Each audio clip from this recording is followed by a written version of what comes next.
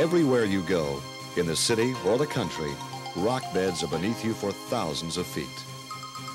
Deep in the beds, heat and pressure turn decaying plants and animals into oil and gas. The oil and gas migrate through porous rocks until they're trapped by impermeable rock barriers. Geologists look for the traps.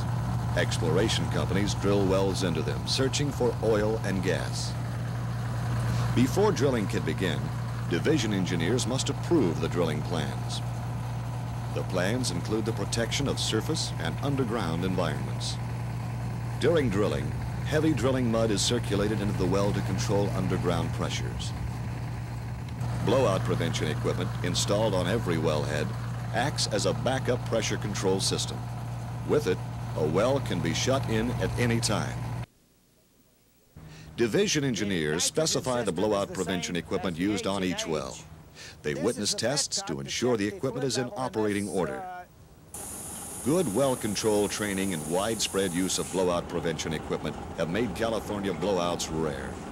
About 68,000 oil and gas wells were drilled in the state from 1954 through 1980.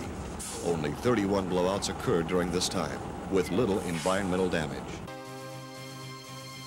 Drilling oil wells in an urban area is a safe but sometimes noisy task.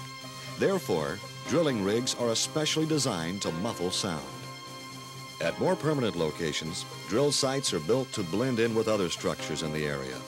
About 26 wells will be drilled from this San Fernando Valley site. 77 wells have been drilled from inside this yellow building in Los Angeles.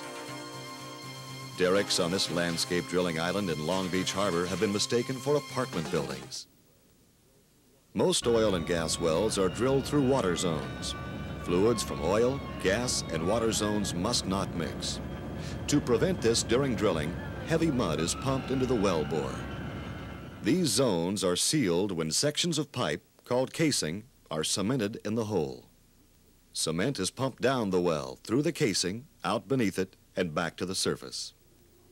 To check the cement seal, operators may be required to conduct a water shutoff test witnessed by a division engineer. The casing is perforated through productive oil and gas zones. Depending on reservoir type and pressure, different kinds of production equipment are installed. The amount of oil and gas produced from every well is reported to the division each month. Sometimes, sumps are dug on oil and gas leases. The sumps, open depressions holding oil and water, can be dangerous to wildlife. 12 years ago, the division began to locate and classify California oil field sumps. Today, all of the hazardous sumps have been screened or eliminated. Good housekeeping is encouraged at all oil and gas leases. This makes leases more attractive, safer, and environmentally acceptable. Each year, recipients are chosen for a lease award.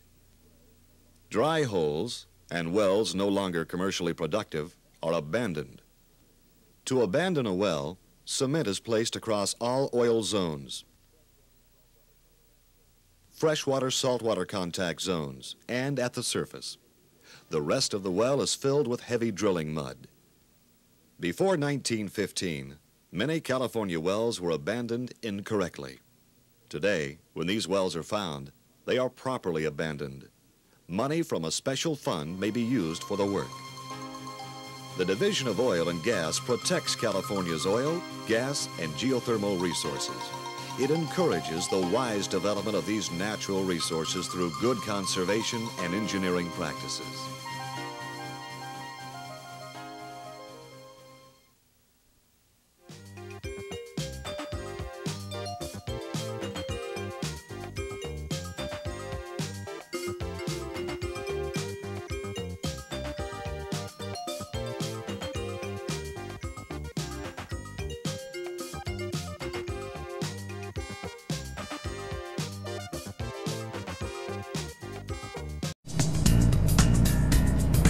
Hi, Mr. Wells. I'm Jacob. Hello, Jacob. Can you tell me more about offshore oil exploration and production? Sure. This is the perfect spot. We are standing on the drill floor of the Ocean Star. Wow. This looks very interesting. What's the tower for? It's called a derrick. It has a pulley system for raising and lowering lengths of casing and drill pipe. Casings? Yes, casing is steel pipe that forms the wall of the wellbore to ensure the stability of the well we've drilled. What happens next? Next, a drill bit is attached to the drill pipe, and the whole assembly rotates like a hand drill to cut the hole. I read about drill bits. They can cut through rock. That's right. Actually, they're specifically designed to just do that. As we rotate the drill pipe and the drill bit, it cuts up the rock, and we pump mud down the drill pipe to help bring the cuttings back to surface. Mud? You mean like water and dirt? Well, not exactly. This is a specialized drilling fluid we use to help cool the bit and bring the cuttings back to the surface. Do you always find oil when you drill? Unfortunately, not always. But through new technology, NASA satellite imaging, and seismic techniques, we've actually greatly increased our chances of finding oil. Once you find oil, how do you get it out of the ground? After removing the drill pipe and bit, production tubing is put into the wellbore. Then a perforating gun is used to make holes through the cement and casings so the oil can flow into the well. We're looking for a source of oil pollution in the ocean. Are there offshore oil rigs on the east coast of the United States? Actually, there aren't any. Most of them are in the Gulf of Mexico. Did you know, on a worldwide basis, less than 3% of the oil pollution comes from offshore exploration and production operations? In fact, the ones that I've been involved in, it's little, if any. Wow, that's not very much.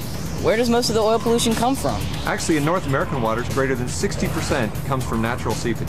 You mean it just bubbles up from the floor of the ocean? That's right. Once the oil moves up through the earth to the ocean floor, it just rises to the surface. Because oil is less dense than water. Very good. And the Gulf of Mexico is one of the largest natural sources of oil seepage in North America. It sounds like we need to learn more about oil seepage. That's a good idea.